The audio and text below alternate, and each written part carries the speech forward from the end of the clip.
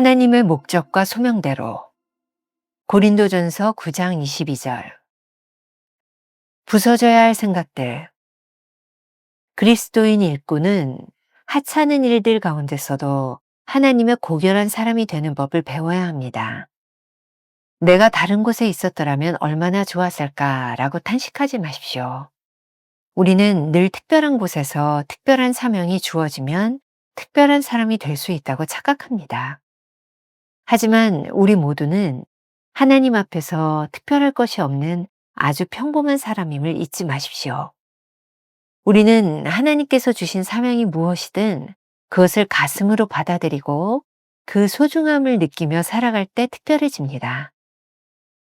스스로의 선택으로 하나님께 쓰임받을 수 있다는 생각을 버려야 합니다. 당신이 하나님을 택한 것이 아니라 하나님께서 당신을 택하셨습니다.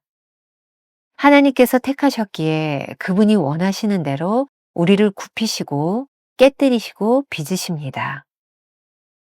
왜 주님께서 이 일을 하시는지 우리는 모릅니다. 하나님께서 우리를 택하시고 하나님이 원하시는 대로 굽히시고 깨뜨리시고 빚으시는 목적은 단 한 가지입니다. 이 사람이 내 사람이다를 알리기 위해서입니다. 우리가 하나님의 목적과 소명대로 사용되기 위해서는 이 의식이 절대적으로 필요합니다. 내가 하나님의 사람이다. 하나님의 일꾼이 되는 것은 우리의 선택이 아닙니다. 오로지 하나님께서 선택하시고 우리는 그 선택에 항복하며 나아가야 합니다. 하나님은 택하신 자를 그대로 두시지 않습니다. 하나님은 당신의 것으로 만들어 기어이 사용하시는 분이기 때문입니다. 만일 삶에서 깨어지는 아픔과 짓이겨지는 고통을 당하고 있다면 택하신 가운데 있음이 분명합니다. 하나님께서는 하나님의 방법으로 우리를 다루어 가실 것입니다. 그러니 그 다스림에 나를 맡겨야 합니다.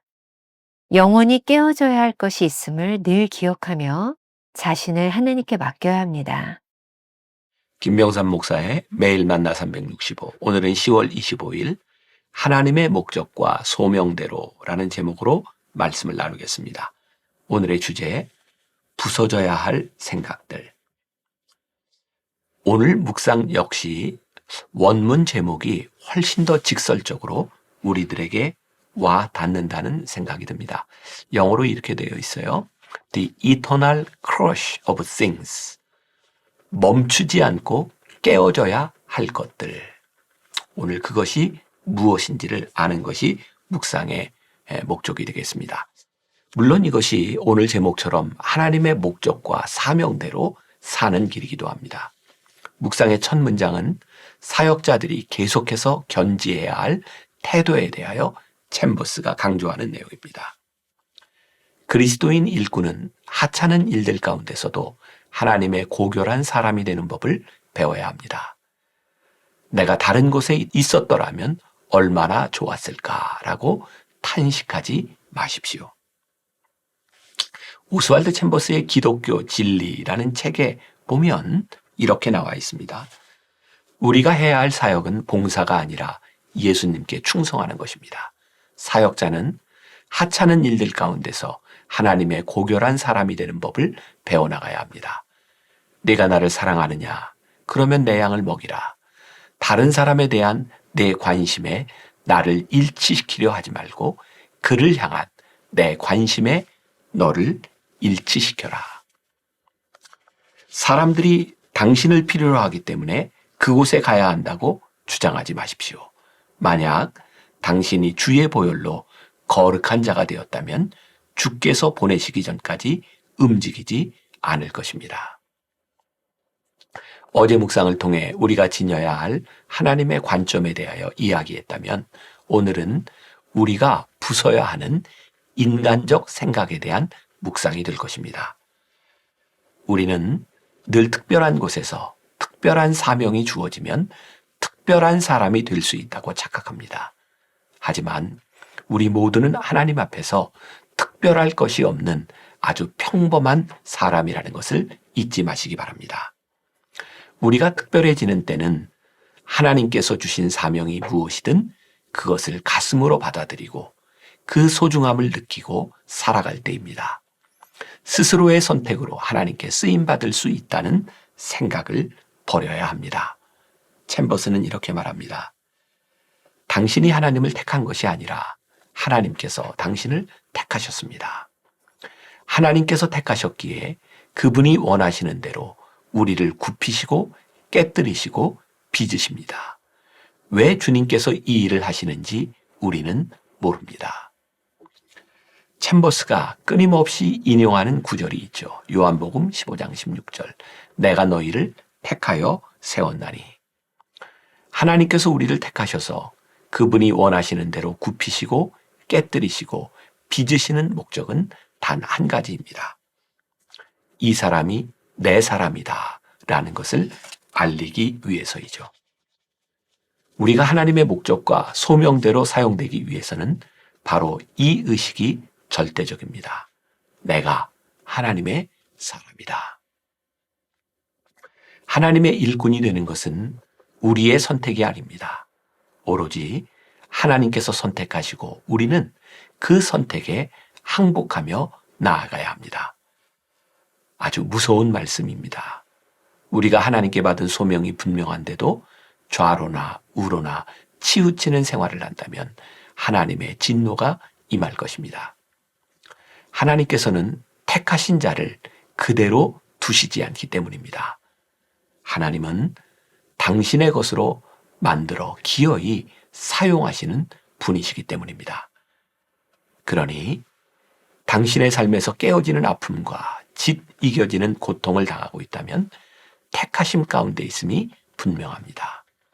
하나님께서 주시는 아픔이 택함받지 못한 사람들에게는 결코 알 수도 이해할 수도 없는 방법으로 찾아올 것입니다. 하나님께서는 하나님의 방법으로 우리를 다루어 가실 것입니다. 그러니 그 다스림에 우리를 맡겨야 합니다.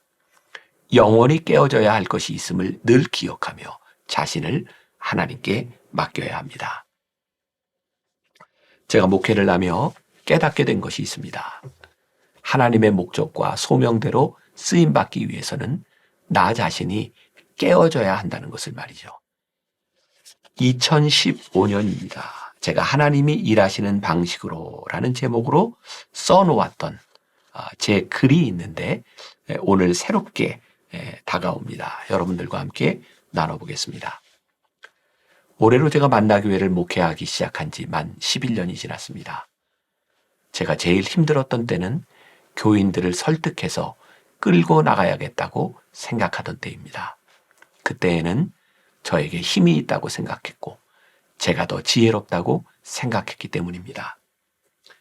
지난 10여 년을 가만히 돌이켜보면 제가 목회를 가장 편안하게 잘할 수 있었던 때는 제가 가진 것으로 교인들을 설득하려고 했을 때가 아니었습니다. 늘 제가 아프고 병원에 입원하고 수술을 하고 나면 교인들이 순한 양처럼 변해 있었습니다. 제가 이해시키려 하지 않아도 저를 이해하려는 교인들의 마음 때문입니다. 참으로 신기합니다.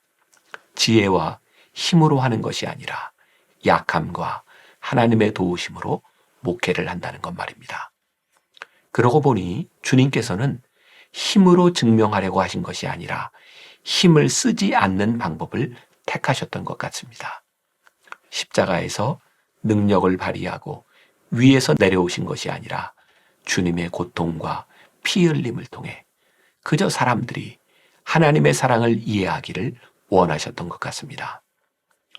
오늘 사도 바울이 문제를 제기하게 된 이유가 무엇입니까? 성도들의 교만과 우월성, 비교로 인한 분열에 대하여 지혜와 표적을 구함으로 신앙을 부인하는 세대들을 향하여 하나님의 방법이 무엇인지를 가르쳐 줍니다.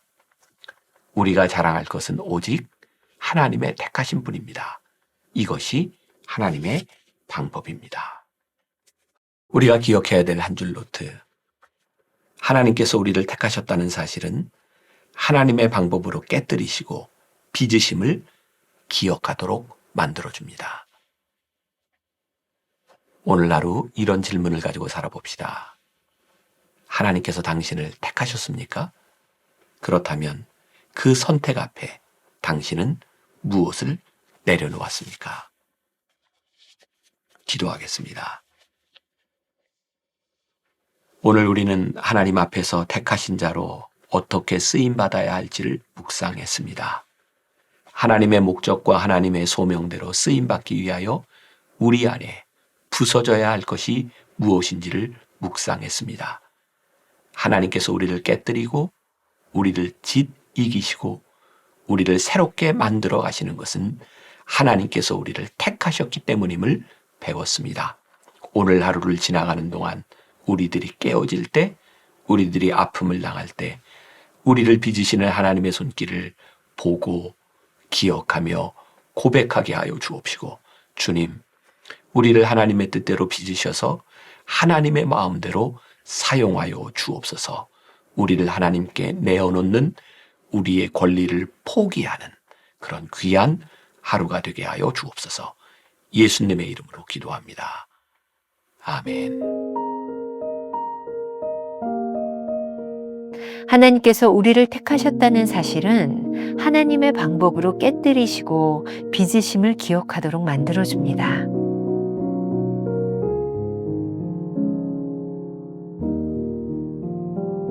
하나님께서 당신을 선택하셨습니까? 그렇다면 그 선택 앞에 당신은 무엇을 내려놓았습니까?